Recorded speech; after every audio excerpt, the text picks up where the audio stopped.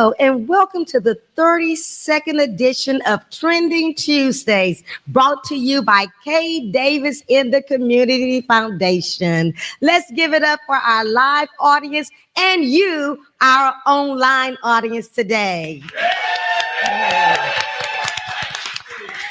You know, it's a really, really special day today. We're dealing with the red, white, and blue, right? The love of the red, white, and blue. And here today on the Trending Tuesdays, we're going to actually be saluting our veterans. What an honor it is to have those who are here in the studio with us on today. We're going to be welcoming them and introducing them to you in just a moment. But actually, to stand in the gap, with them standing in the gap for all of the men and women around this nation. Countless of men and women around this nation who have served our country, and I must say, have served our country well. Let's give it up for this special edition show on today.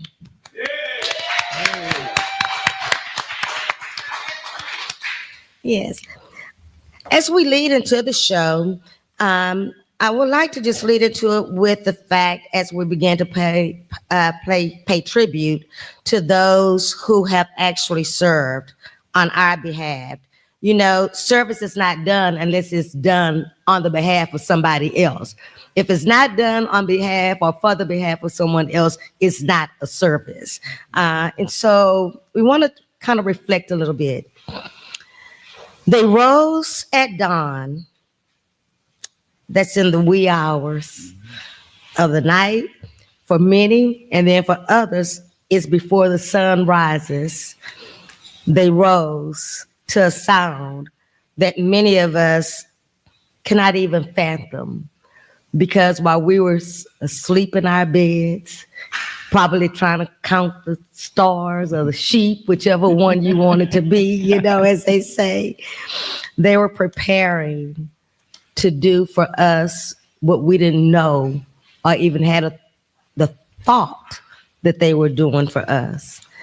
So they rose when freedom called, men and women who carried the flag, not for fame, but for faith in a nation's promise. Through foreign fields and distant shores, across oceans and generations, they stood. They served, they sacrificed.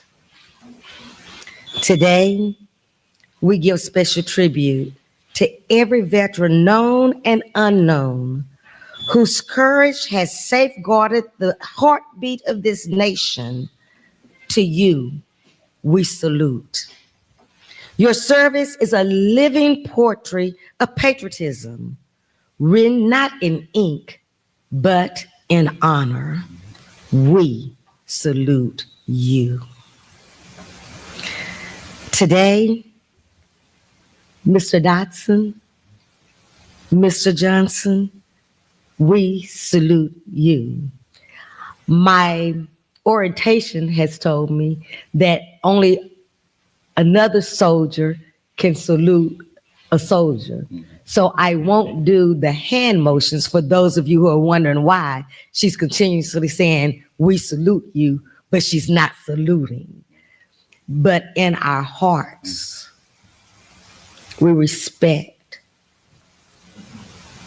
we revere, we honor you and your fellow soldier persons, the men and the women.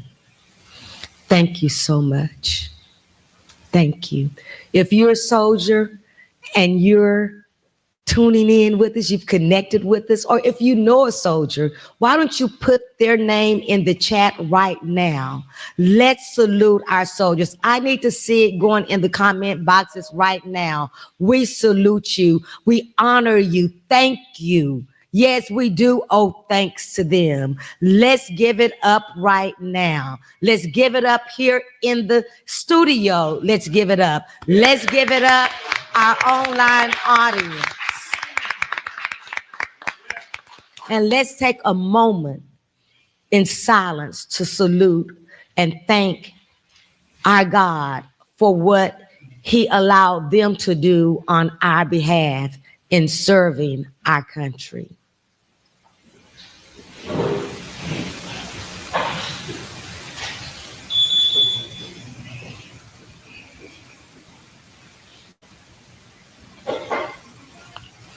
Amen. Amen. Well, Mr. Johnson and Mr. Dotson, both are my elders, and one is my real elder. That Mr. Dotson is here with us. I want you all to introduce yourselves on today. Let us know. Tell us about what branch of service you served, what wars you served in, just how you helped to defend, protect, and uplift the rights that we have here in America. My name is Samuel Dotson, and I served in two branches. I served in the Air Force and the Army, and I was in the Korean War. When I was in the Air Force, I was making $75 a month. I was almost rich. With $75 a month? Yes, and very happy. Very happy. And one day, I was at Logan Air Force Base, and it was segregated back then, and some black troops came down, some paratroopers. And the first time I saw black majors, black captains, lieutenants, and so I signed up to join that organization. I found out they paid $125 a month, and I was happy as I could be. I was told by one of the Air Force sergeants that the paratroops, you get hurt, you go fight. Here you work every day, 8 to 5. Well, I didn't hear that. So I went to Fort Benning, Georgia, and there were 300 men there, and a young fellow from Auburn University, he was a Caucasian guy, and for some reason, I don't know why, he looked over and he said, "You won't make it." And I got upset. And, and I told him some good terms. And to make a long story short, I finished jump school, and he did not. And when I finished jump school, in graduation day, Sergeant Trapnell, it's in the records, he told the company commander to say that Logan there is the best one to go to combat with. He was talking about me. So he said, "Why?" He said, "It's over his head." But he will not quit. And I did not quit. I refused to quit. So I graduated from jump school, and then I went to Fort Bragg, and the system at that time, you would go to Fort Bragg first, and then go to jump school. But I came from the Air Force, went to jump school. So when I got to Fort Bragg, I got in trouble again, because I was wearing wings, and they thought I should not wear wings. Well, some fellows tried to take my wings off. Well, taking your wings off is a disgrace. You can't do that happen. So I got in trouble. I had a couple of fights, and I'm the only soldier at Fort Bragg. Met my company commander for the first time on demerit, which is very bad. See? But I couldn't let him take my wings from me. So I've been a disgrace. But then after that, I trained with the troops, and then I made history at Fort Bragg. I got a job at a club, and I was 16 years old when I got there. They wanted to put me out. I turned 17, and I stayed. And when they interviewed me, they asked me what my age was. So I said, I'm 17 now.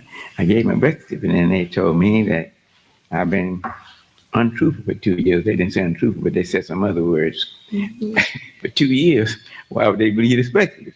So they called here in Houston and found I was 17. So I got that solved. So I got a club. I got a job in a club. And a fort is just like a city. It's everything in city, the nightclubs and library, police departments and everything else. So I got a job in the club. So I made history for Bragg the second time. The first time I was 16 years old, a young son of base. Next time I active attended public high school on active duty. And to this day, I'm the only soldier in the history of the base ever did that. I finished E. Smith High School on active duty. And the Army didn't know I was going to school. The school didn't know I was in the Army. And then when I finished high school there, uh, we had a Thanksgiving dinner there. And I didn't know that the company commander's family come to the base. Well, his daughter, Wilhelmina, she and I was in the same class. But when she came to the base, she saw me with a uniform on, and she didn't know I was in the military. So she was wondering how I got in there. So they all wanted to know how did I know the company commander's daughter. Then they found out that I had attended private high school. But I was off duty. Doing off duty. So I used my time. I didn't throw my time away. So they got angry, but then they got happy. Then they became proud of me. So I lived a good life there. And then after I finished high school, I went to Korea. Now, Happy Troops for 187 Airborne Regiment Combat Team came from Fort Bragg and Fort Campbell. They was over there in Arizona under General Westmoreland. And the unit came together on the way to Korea. And when I got to Korea, well, I served in Korea. And then when my time was up, I got discharged and came home and went on to TSU. Yeah. But when I left here to go to the military, I took on the responsibility of a family at 15 years old because my family didn't have income. So that's why I went to service 15 years old. So I went because I had to make a change to support my family. I was the oldest one out of 8 children. And I say this, I'm not a hero. I did what I had to do because I took on the responsibility and I carried it out. My mother at that time was living in a 3-room shotgun dungeon. And this is not to brag anything, but this is a fact. I bought her a 4-bedroom, 2-story house at 16 years old. And she never paid rent again. Yes. And one time, I was 15 years old. She was collecting rent, and a man came there. My mother was paying $7 a week rent, and the money was not there. She could not pay it. And the man talked to her very, very nasty. So I decided to take on the responsibility of the family. That's why I left 15 years old. You went to And that's the end of my story. Yeah. So within your story, what we heard is that although you were there serving Yes. and achieving Yeah. the goals and objectives that were set before you, as you went to the jumpman's Yes. school, and you did it a little unorthodox because you did that prior to That's right. the way that it normally is done, you were still not honored in that way, the way that you should have been after they sent you went to Fort Bragg. That's right. That's right. And so what we see is really the history of how our honored were actually dishonored. Yeah. Well, let me say this to you. I didn't say all of it, but the greatest part of it, for Bragg, and the history part of it is the NAACP had President Harry Truman to visit the black bases, black troops rather, throughout the nation. They came our base last. And I called our officers. We were the best black troops in the world. Because the 82nd Airborne Division was the #1 division in the world, so we were part of them. That's what they told us. And this is the part that I don't tell many people, but it's actually a fact. My unit jumped for the President of the United States, Harry Truman. He integrated the military the next day. Yes. And they gave us 1 week off from Paris Island. And I was taken to every ball on the bench by Captain Rivers. He's a West Point graduate. And I met the managers, and I couldn't go in the building. Yeah. I stayed out on the beach. Everybody else went in the buildings and had a good time and party. I stayed in. I want you all to hang on to that thought because you're going to see more of the same thing that happened before his arrival, during his arrival, and it's still happening today.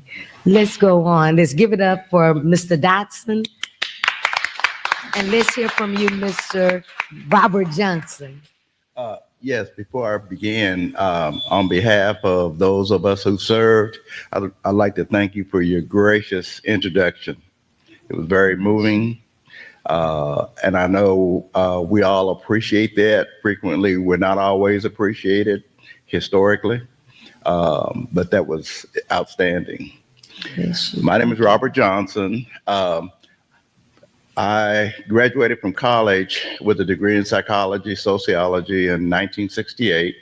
I joined the military, the Army, thinking that I was going to be in the medical corps, hopefully in an office, and didn't have to worry about combat. Well, 3 months later, I'm in Vietnam with a backpack and a rifle, and I was a combat medic.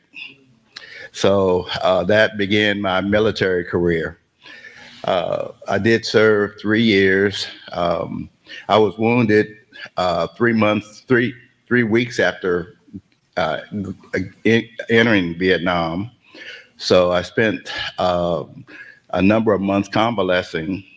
And the last 2 years, I still had 2 years of service to do. So the last 2 years, I worked as a psych tech in a psych clinic.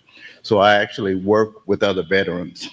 Ironically, it took me 50 years to figure out that my experience in Vietnam continued after I left the field, because I spent 2 years working with Vietnam veterans and their families. I lived with them in the barracks. I also had recuperated in the same hospital that I worked in, the outpatient clinic. So I actually feel that I had 3 years of Vietnam instead of the 3 or 4 weeks that I was there before getting wounded. So that's basically my story. Thank you so much. Thank you so much. Thank you for serving, putting yourself in the position to be wounded for others. It sounds like somebody else in another book that I know about. So I want to say thank you to you. Again, let's give it up for our veterans that's here representing veterans around the nation. And as we have seen and heard, our veterans have served among the brave, although history has not always been fair to them. But today, we're making history, and we're making our mark in history with the Kay Davis in the Community show, Trending Tuesday, saluting veterans. Thank you all once again. After I got discharged, I entered TSU, and my graduation date and my discharge date did not jive, because I finished high school on active duty. So they had my record there, and they looked at my discharge date, and they looked at my high school date. So Dr. Paul, he called me in the office. His son, he said, "You got something wrong here." So I started to laugh. He said, "What's the matter, son?" He said, "You cannot falsify state records. That's a problem." So I said, "My record's not falsified." He said, "But how you got a high school date here in 1951, and you got discharged in 1954. So I said, "Well, that's a fact." He said, "Son, excuse yourself." He said, "Because you're going to be in a lot of trouble." So the teachers at that time would sign your attendance class, but you get paid. But none of them signed mine. But it didn't look right now. I can't mad with them. You have to understand, they were doing their job. So that December, a lady from the VA came out there with my record and showed it to him. And this gentleman, he was a colonel in World War II. So they started talking to World War II. So I kind of felt like he should sign my papers so I get paid rather than talking about World War II. But anyway, I got paid for months that December. And about 2 months later, I was picked up by the Secret Service. I went to visit my mother, and they parked at my mother's house. So he said, "Your name's Sam Dyson?" I said, "Yes." So me bad. He said, "Get in the car." I said, "For what?" He said, "Get in the car." So they took me downtown, and they asked me, "Are you a preacher?" I said, "No." "Are you a congregational objector?" I said, "No." "Do you dislike the United States?" I said, "No." He said, "Do you dislike the Army?" I said, "No. I just served the Army." And boy, he got angry. He said, "You little," I can't tell you what he told me. "I'll lock you up, so and so and so and so." I don't know what he want with me. But my mother saw him pick me up. So they wondering what's going on. So they asked me all these questions. Then I told him I just got out the service. He got angry. So a guy came down there and asked him to call the VA and find out. So they called the VA. That same lady went to TSU. The same one Can't do it. came out there to the Secret Service office. And they showed him my record, and he couldn't believe it. And I don't tell this often because it really happened. One of the bosses upstairs was in 82nd World War II. So I was hit 1 minute, and he came down there and went to his office. I became a hero in 5 seconds. From a villain to a hero Absolutely. in 5 seconds. Let's give it up for Mr. Dodson, guys.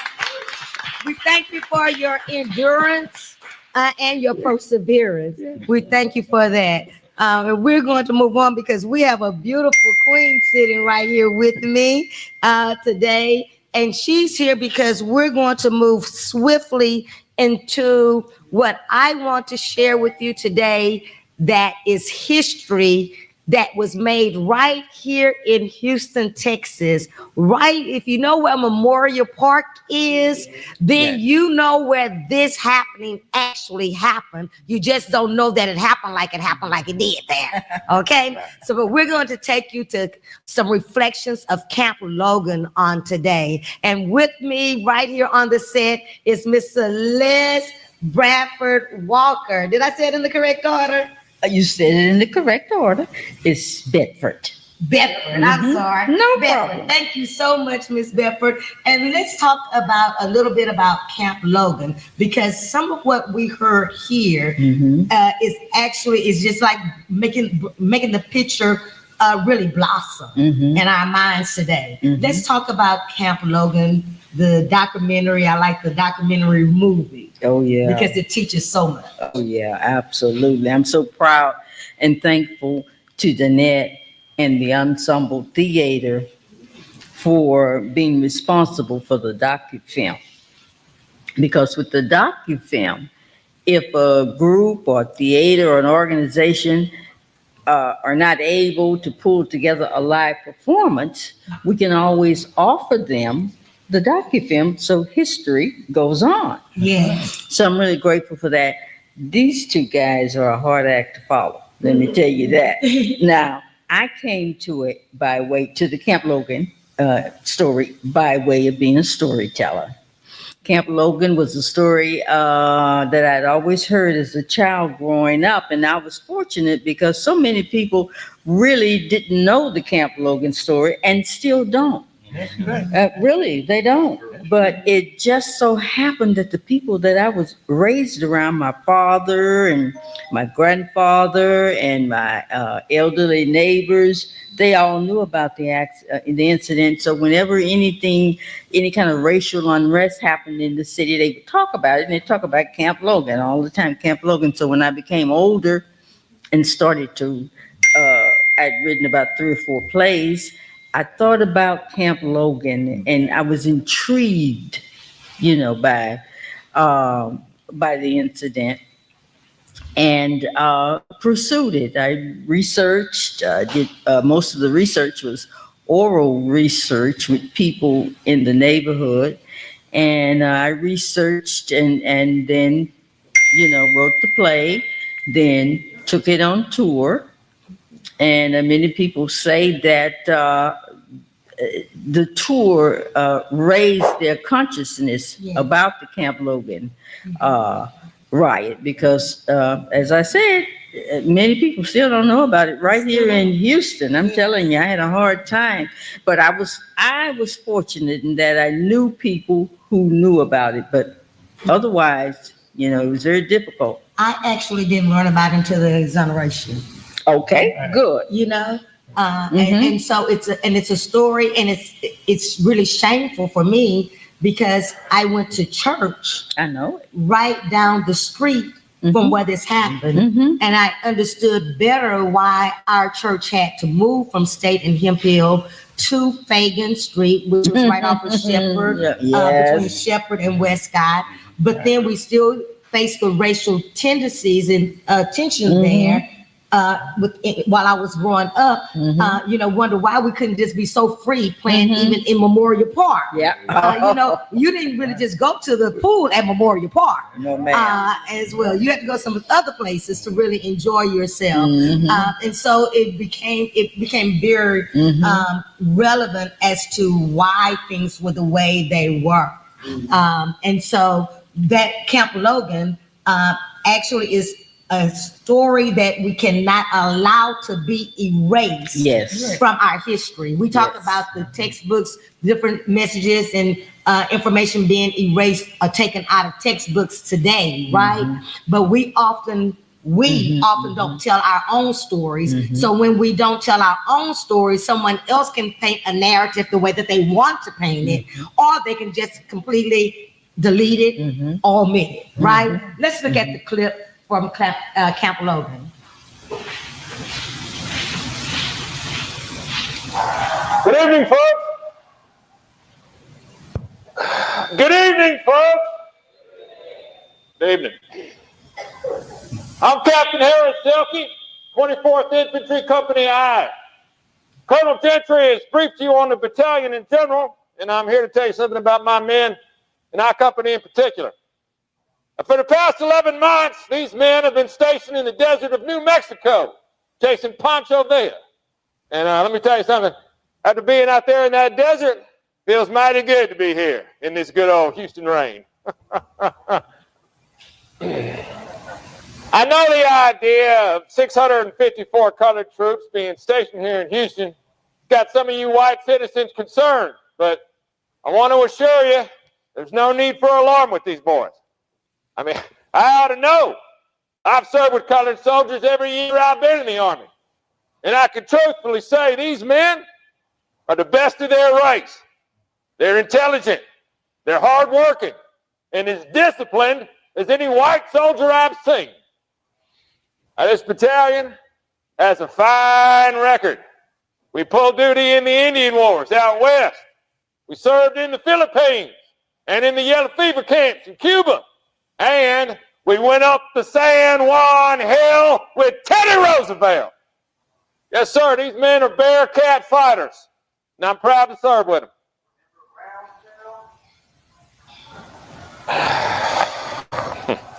I understand some of you still remember the Brownsville incident of '09. But I want to assure you, that's just an isolated incident.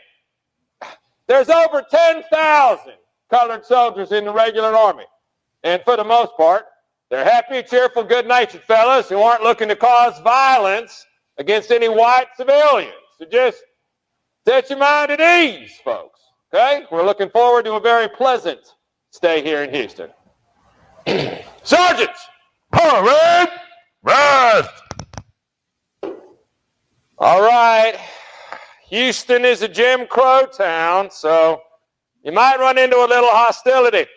But remember, our battle is not here in this muddy bayou town. It's overseas. Lieutenant Colonel Newman tried to get our orders changed, but he couldn't. So we're stuck here. Now, I want to make damn sure none of you hotheads cause any trouble in this town. And to help soothe the fears of the white civilians about any violence occurring with you, we're going to have some new rules and regulations in this camp. All right, first of all, only sentries on duty will be allowed to carry firearms. And they will not be allowed to load those firearms except in cases of an emergency, such as somebody trying to break into camp or somebody trying to steal supplies, which, of course, no white folks will be doing. You men will be divided up into 4 grades, but only the first 3 grades will be allowed to leave camp. So I don't have to worry about some trigger-happy soldier walking around these white civilians. Only soldiers with good conduct will be allowed into town. Is that understood? Yes, sir. All right. Wow.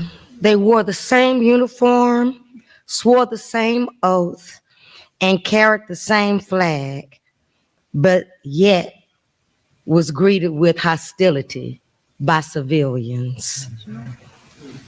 Wow. Let's roll on to clip 2.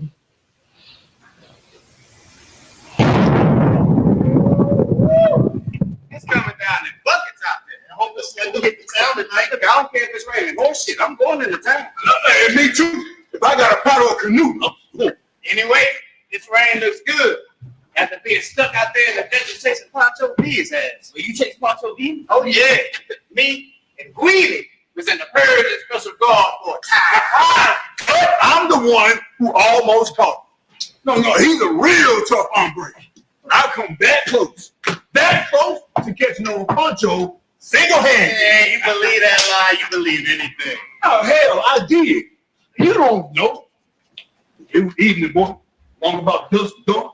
And I was out patrolling for Mexican federales. All by myself. We was not the only one out there. Yeah, we all had old Pancho dead. With these pretty new Springfield rifles. Ain't she a beaut? 30-aught caliber, battle sights, ladder sights up to 1,000 yards. Woo! Sweet Jesus. What a weapon. Yeah, well, I'm sure glad you could share of Columbus, New Mexico. Oh, no, that place wasn't so bad. You know, them senoritas? Nah. Yeah, but 11 months of nothing but rock and sagebush was starting to get to me. Hell, I forgot what a tree looked like. Damn tree. With a color gap. Me too. I got so sick of looking at Mexican faces and head talk I ain't had to understand. But tonight, I'm gonna get my hands on a color girl. Woo, the blackest one I can find.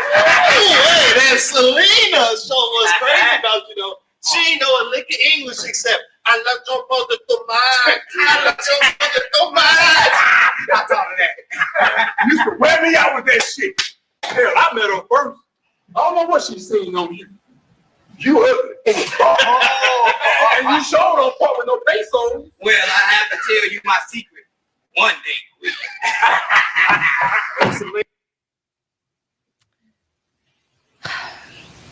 We've heard of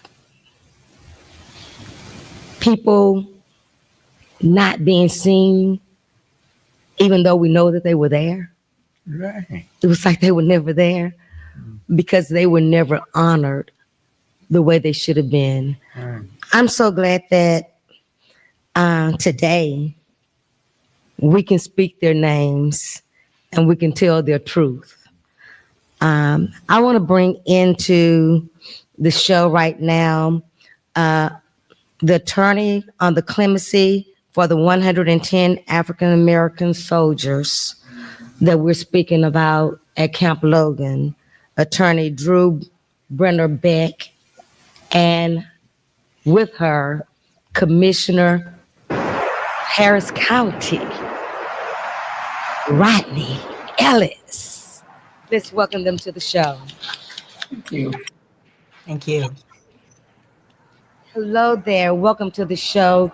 You both have been so instrumental in ensuring that our soldiers, and I say our soldiers because they were fighting for us and protecting us, that they were honored, or they are honored in the way that they should have been. And although they were tried and many of them were executed, many of them were charged, and things that their names were actually held in high esteem, and they were granted clemency for the things that they had been accused of. I'd like for you, Attorney Beck, to share with us what made you take on this case and what do you feel we gained from it?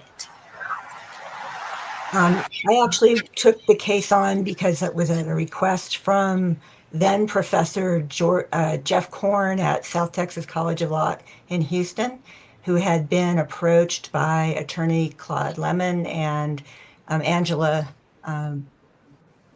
right, my mind is going blank, who was a descendant of Jesse Moore, who was one of the soldiers who was executed in December of 1917 as a result of the first trial.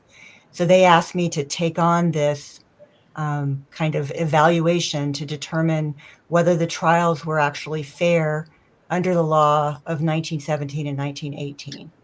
I mean, if you compare any trial to what would be necessary today, they're all going to be deficient. But we looked at it, were these soldiers actually given the due process and the rights that they were entitled to as soldiers in the United States Army in 1917? So we started to do research through the entire records of trial on all the appellate records, it took us over 5 years and numerous trips to the archives. I'm a veteran. Professor Korn is a veteran. Attorney Clyde Lemon is a veteran. So we had numerous veterans. You'll hear from John Haymond, who's also a veteran, who is a historian in our project. We had actually veterans across the country. We were in the middle of the COVID epidemic. So when the archives opened, for the couple of weeks they opened, we had veterans volunteer and go in to do archive research for us around the country. So this was very much soldiers working on clemency for soldiers. Thank you so much for your work. Commissioner Ellis, I was there with you, and I was so glad and I'm honored to be there because I was well informed. Although I was pained, I was still inspired by the work that many gathered to do, as Attorney Beck just expressed to us. Tell us what this meant to you and for Harris County.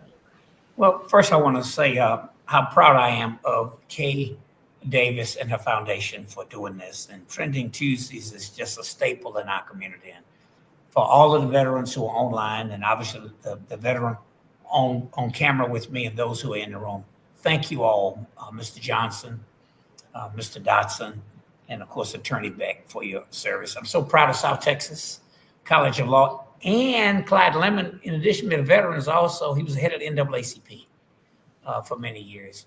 And obviously, they played a role in this. But the dean of the law school, it was just phenomenal that you all would do this. But look, that exoneration of the 24th Infantry Regiment corrects one of the greatest injustices in U.S. military history. More than 100 Black soldiers were wrongfully convicted after that 1917 incident, which ought not be called a riot. They were defending themselves.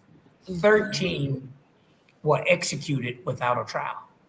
And I don't want to tell you too much about what you'll see when you see the movie, but this moment, what they did, what you all did, Attorney Beck and the others, that moment restores the honor and dignity for the men who served that country with courage, despite racism and segregation.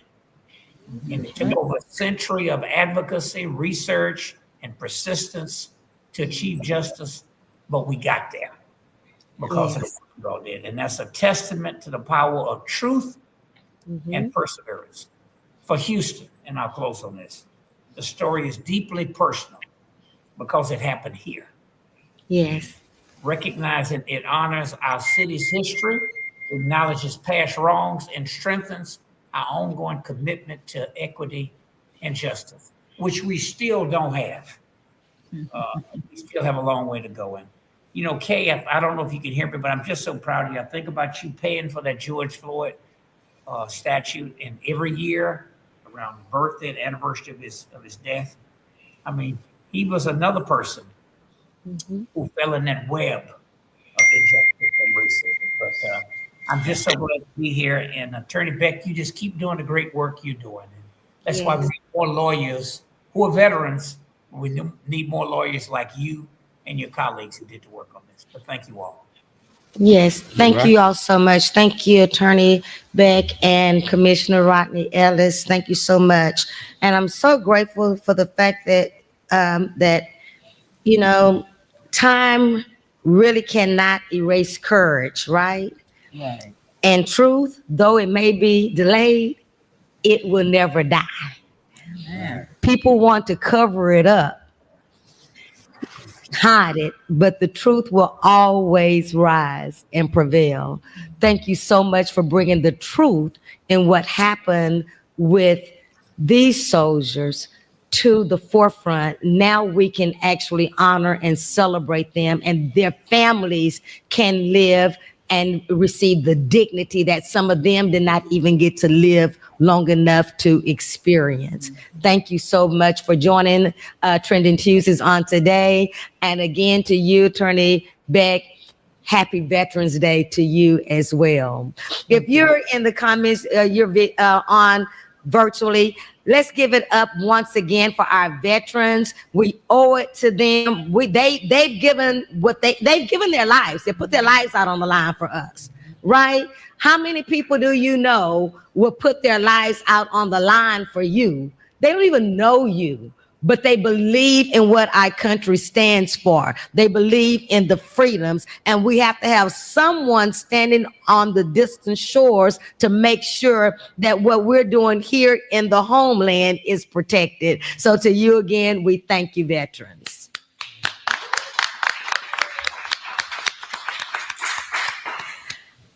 And let's see, we have Ms. Celeste. What do you think about what they're saying as it relates to Camp Logan and the movie film now? You've heard Attorney Beck, you've heard Commissioner Ellis. What are your thoughts now? Share with our audience. I, again, am just so proud of what Danette chose to do. She saw a need, she and the ensemble theater. And she kept saying, this is such an important story. Everybody needs to know this. This is a Houston story. This is a national story. Everybody needs to know this. I'd say, well, Danette, we try to get out and do performances and things when we can. Colleges and universities, they ask us to come, we go. Yes. But by her doing the docu-film, that keeps the story out there, as I said earlier, for people who can't pull the resources together to mount a live production. Yes. So now we can offer them the docu-film. Right. And it's so, and we do thank Danette Davis and the ensemble for that work. Yes, absolutely. We do thank them. But today we're dealing with the fact that, while they served, veterans today are still not receiving the honor, the treatment, the resources that they should. No, they're today. not. Today. Right? And there is still some disparities based on color. Oh, yes. As well. We have with us, joining us, the author of a book that's entitled Black Soldiers, White Laws. Let's welcome him today to Trending Tuesdays. Thank you very much. I Thank you appreciate so the much invitation. for joining us today. Can you hear me okay? Yes, I can now. Great. Go ahead and tell the people who you are and why you wrote this powerful book. My name is John Heyman, and I am a 21-year Army veteran and a conflict historian by academic focus. I went off and got history degrees after the Army. And I was setting out to write a completely different book. And this entire story was just going to be one small chapter in that other book. And the clemency petition had gotten underway without me knowing about it.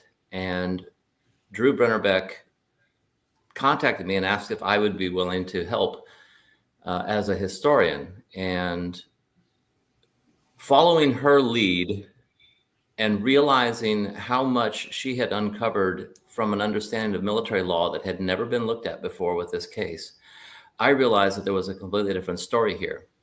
And Drew and I, as Army veterans ourselves, very quickly saw this as, this is modern soldiers advocating for soldiers 100 years ago, men who were not honored, not respected, and not given justice by their country.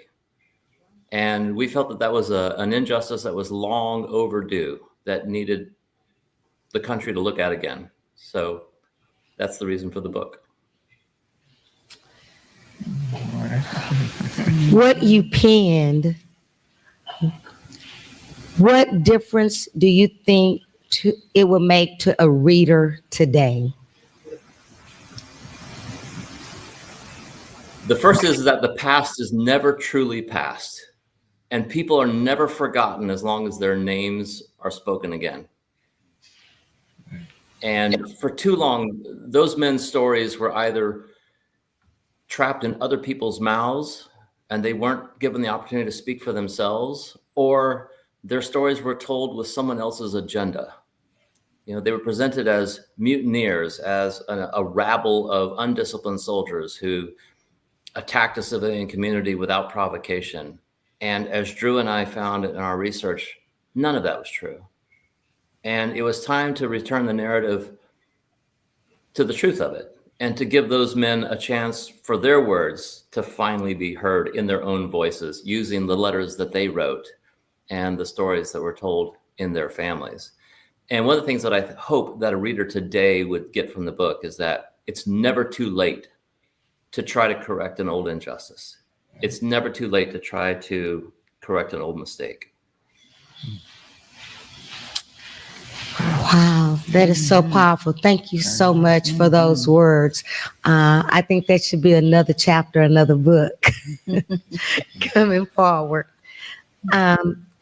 Before we wrap up, I'd like to just share a little bit about the story of the 24th Infantry Regiment, as it reminds us that the cost of freedom has not been paid equally, yet it has been paid faithfully by every soldier who believed in a better tomorrow. Would you agree with that, Mr. Heyman? Absolutely. With all parts of that, I think that is a very eloquent expression of what these men gave, and they gave selflessly quite often without being recognized and without even the depth of their commitment to the country being honored or acknowledged. And yet they stood their turn in the line. They did their time in the ranks. Even though the country was never willing back then to accept them as fully enfranchised citizens, they still put their lives on the line every day. Oh, wow. So we lift our voices together, remembering the strength, that our strength is not in our sameness, because they were not the same exactly, but it's in our unity. Thank you, because I believe your story, the work of Attorney Beck and all of those who worked on this project with her to make the real truth be heard, I believe they're helping to unify our country even today when we have such divisiveness amongst us. Coming back to you, Miss Celeste. You know the story, and we don't want to share all the story, but do you believe that the docufilm actually is going to help to unify us the more, even though these men experienced such an indignant,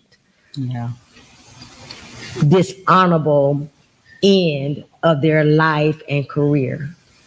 I do. I think that the work was worth it.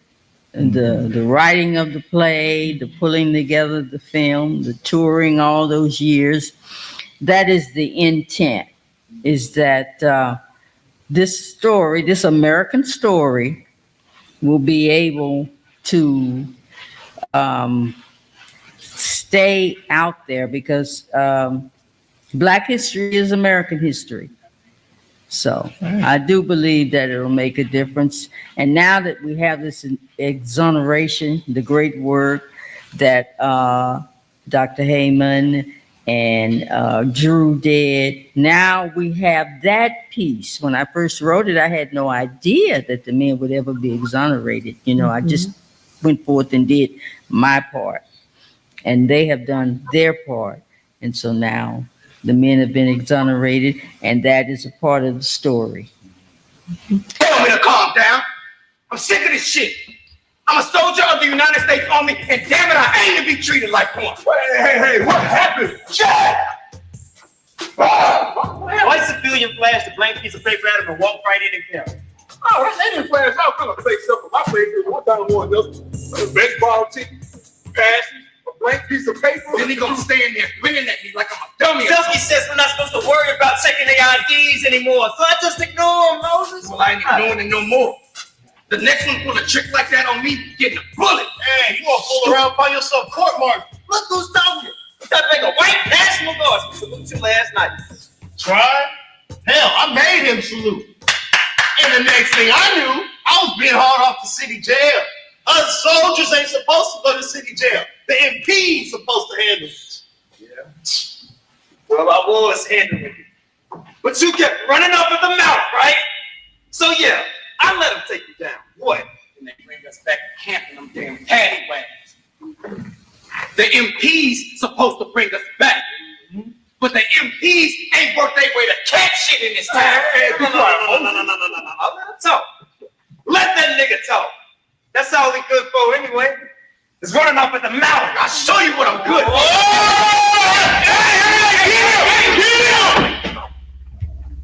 Oh, we do the best we can out there with no weapons. And no respect. Damned if we do, damned if we don't. I can't even back a weapon to handle military business, but something just got through blowing me out. Because I didn't stop some colored civilians from jumping a white man. And I'm supposed to do that with my bare hands. Then I gotta come back to barracks and then you niggas run up at the mouth.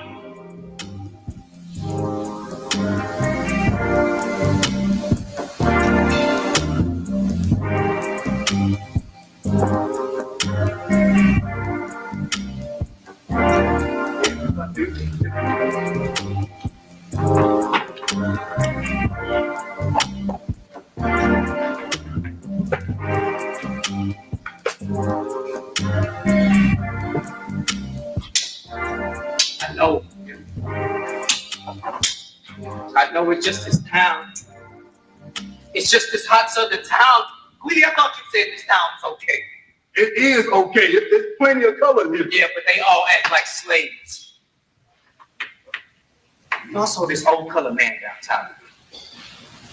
He's standing in the middle of the street getting cussed out by some young white girl. I mean, she talking to him like he got a tail. All because he dropped some packages he was carrying for. Well, no, Mavis did say ever since we hit town, the colors hit and started speaking up something for themselves. But they need to do something. Well, I hope I ain't here next weekend. Shit, I put in for a 3-day pass to my home. Hey, Mo, why don't you grab Selena while she's still in town and come and go with me and me? No, I got my feel of Texas. I ain't gonna be up there too long. I just want to go and check on my baby sister and walk around the old homestead. You know, ain't nobody living up at the old place no more. There used to be 8 of us children. 2 boys and 6 girls. But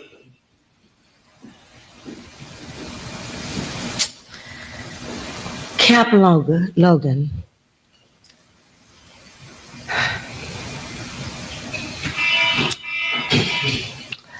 I'm grateful that although you're not able to see the full docufilm, we are together able to honor these men's exoneration. We are able to stand in the light of truth long denied, but it was never defeated. The soil of this land is actually known by pain and progress, sorrow and song. Yet still, she rises. Oh, beautiful, for heroes proved in liberating strife, who more than self their country loved, and mercy more than life. Their love for this nation was greater than the hate they endured. Their faith stronger than the fear that tried to silence them. This land is your land. This land is my land. From California to the New York Island, from the redwood forest to the Gulf Stream waters, this land was made for you and me. All right. May we finally live the words we sing, and that's that every voice, every color, every soldier's sacrifice will be respected, will be revered, and will be honored. And we can stand together and say, oh, beautiful, for spacious skies, from amber waves of grain. The beautiful America that we sing about, we learned about as little kids. The beautiful America that Martin Luther King taught, marched, preached about. May we see that America rise again. May we stand hand in hand, because you can't make it in this land without me, and I can't make it without you. It's about love, honor, and respect for all. Happy Veterans Day from Kay Davis and the Foundation. Thank you. We're going to bring on Danette Davis now to close us out. Let's give it up for Danette Davis, the lady with the vision, the lady who ensures that we don't focus on the pain that division is called, but we focus on the promise that unity can bring. Danette? All right. Woo woo. You're on. Oh boy. Thank you, Miss Tanya. Thank you, guest. I want to personally thank the three of you that are in the studio, Celeste, and my two veterans who we so honor you tonight. We are appreciative, and to the other veterans in the room, we are appreciative. Thank you for your service. For the veterans that are also online, I want you to bring them up, please, one more time, because we want them to have if there's one word you want to say. We went through a lot to make sure that we got to you. That book that's written, John, and the work that you did. I mean, I don't know if you guys are humble. I mean, this stuff took years. Where are they? Can we get them on? I mean, I'm on now, but you can split the screen and put them up, please. Who's still up? I mean, is John and Drew still up? I'm still here. Okay. I want to thank you. You like Celeste. You guys are storytellers. See, somebody's got to write it down. You know what I'm saying? We can talk about this all day long, but see, when you have to remember a story, you remember it the way you want to remember it or the way somebody else, but you guys wrote it down. And Drew, I want to thank you so much. You know, this lady, I don't know, she was lead attorney.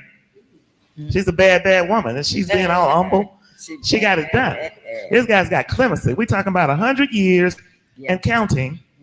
This was 1917. Yeah. And they just got clemency in 2003, 2023, 4.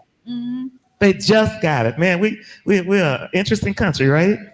But then, we God fearing, and we know that sometimes those wheels turn slowly, but they turn and they get it done. So I wanted you, please, if you got some parting words. Now, John, now you have a book. So, you know, we talked about with your agent bringing you back and doing a book signing because we want everybody to know that story. And it needs to be flying off the shelves like all the other books that are #1 sellers and stuff. There are historians who would really love to know that story. You know, a lot of people in Houston don't realize Memorial Park and Camp Logan are synonymous. Yep. They don't realize, they didn't know that they could, they're looking at Memorial Park. But I'm gonna tell you something, there's a little bitty sign. So I went checking, Celeste. That Camp Logan sign is there. If you go there, you read it, it's not real big, but it says, this is Camp Logan, and the story is there.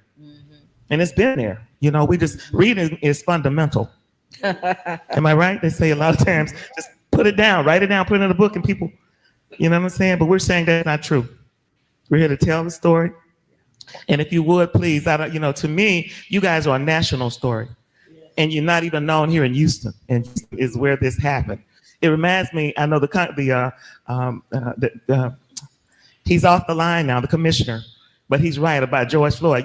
I took that so personal. That man was from Houston, you know? And so we put a statue in Houston, which is where he's from, which is what we should do. We should care enough to do it. We do it. You see, you don't have the rest of the nation, and this is our home in our own backyard, right? So we're doing the same thing. We welcome you. We thank you. And I don't know that either one of you are from Houston, but you saw the need and you got it done. And we want to thank you again. And I'd like for you, Drew and Mr. Hammond, if you, first of all, like I said, your book, if you want to pitch your book, you know, please do.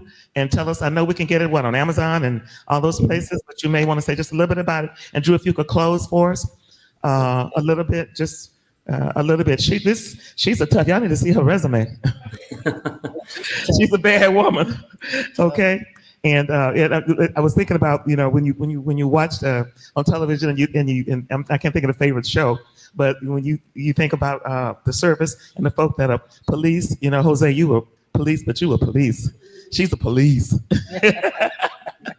You know, JAG, I think it is. You know, we just see that on TV. We don't meet JAG officers and stuff very often. So good to meet you. But Mr. Hammond, if you could, and then if you, Drew, will just close us out, and we'll do the last plug, and then we'll celebrate here in the studio, and we'll thank you and see you again real soon. Thank you very much, because this gives me the chance to do something I've wanted to do publicly for a very long time, which is to say thank you to Drew. Yes. Drew did the lion's share of the work. Drew did more research than I've ever seen another single human being do. When I was struggling to get the book written, Drew kept me going at the times that I was ready to quit and give up, thinking that the clemency would never happen and that there was no point to going on. Oh, wow. Were it not for Drew, none of this would have come to be. And the book I wrote would have been a far, far poor example of history. So, Drew, thank you very much. Thank you. Okay, look at Drew humble. Come on, Drew. Well, I will plug the book. It's very well written, and it's based on all of our original research. And I think what's important is to realize even just the first one of these cases was the largest criminal trial and the largest court-martial in U.S. history. And to round that out, the clemency action granted by the United States Army was the largest clemency action ever in Army history. Right. We asked the Army to look at our clemency petition in light of its values of loyalty and courage, and they did so. And John and I were committed to the Army fixing an injustice that the Army had perpetrated 100 years ago.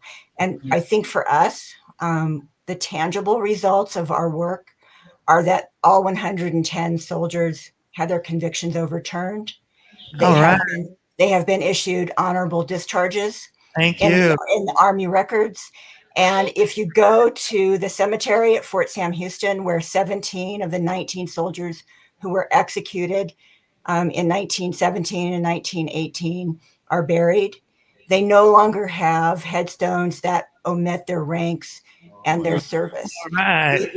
We had a ceremony in 2024 where the Veterans Administration replaced their headstones with the standard military headstones for those soldiers. So now they lie with their comrades from World War I with the same honors as those soldiers. What a job.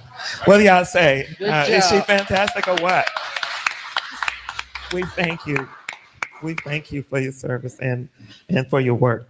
And Celeste, you capturing this story, and you wrote it how many years ago? 1989. How many years? Celeste wrote is this that? story a long time. And for this to marry, to me, it's full circle. And the three of you, to me, you're the ending, true ending to her story. Thank you. We're gonna play one more, and we'll see you soon. Thank you, John. And we do want you to come and visit, and we can push your book. Anytime. I'd love to. Okay. Thank you so much. Okay, and for you in the room, we're gonna do one last clip.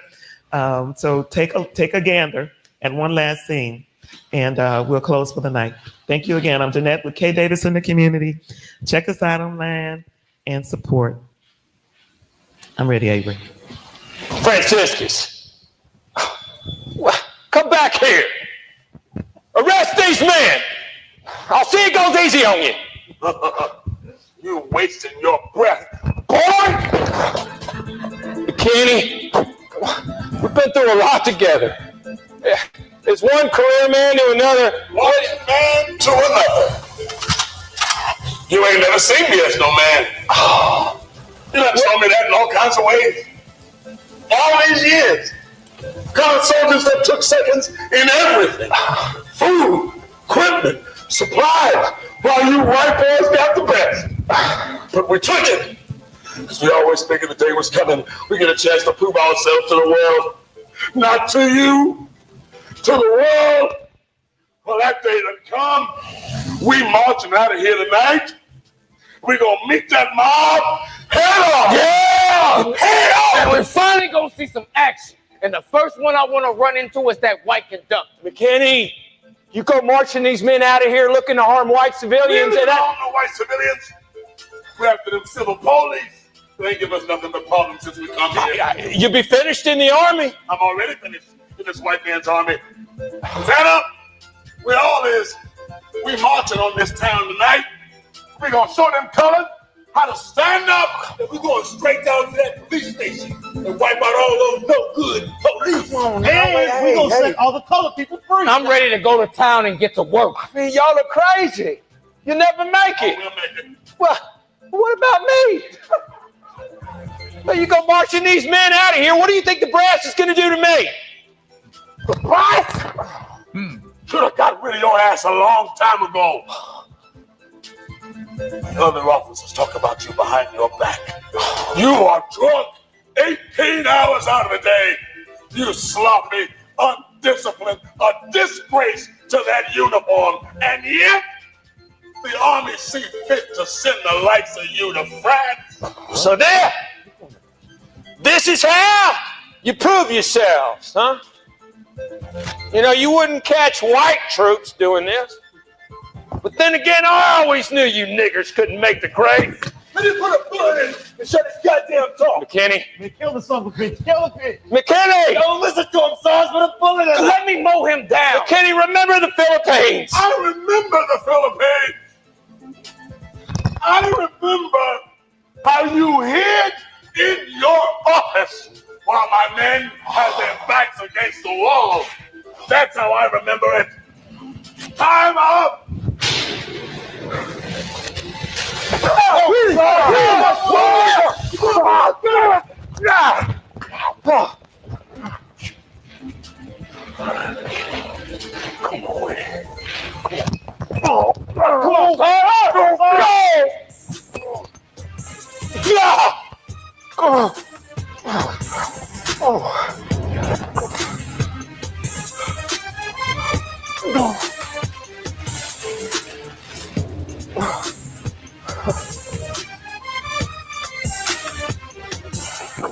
Oh, sweet mother Jesus. You brought your gift on. You brought your gift on. It's not your fault. He was going for his gun. Holy Mother God. All right. Give your hand.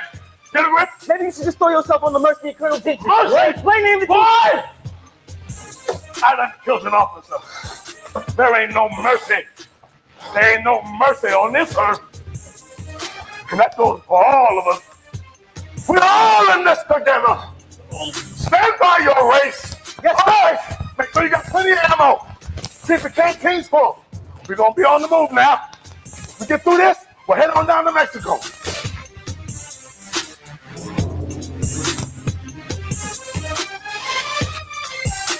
So, I'll say it now. You're a good bunch of men. Real soldiers. Regulars. And I am proud to stand with you. Moses, you take the point, sir. Willie, you bring up the rear. And any other coward that ain't with us is against us. Hey, Sarge, you're out here. All right, get your guns. Remember, shoot the street lights as we go. We mean business. Save a bullet or your cash. Where you think you're going? I'm going with the rest of it. No, you ain't. You going. I'm going with the company. No. Try but I can't find it. Oh, you dancing real close. But it's real slow. No, you're making it hard for me. Oh, the song's on you. Request that you dance a lot.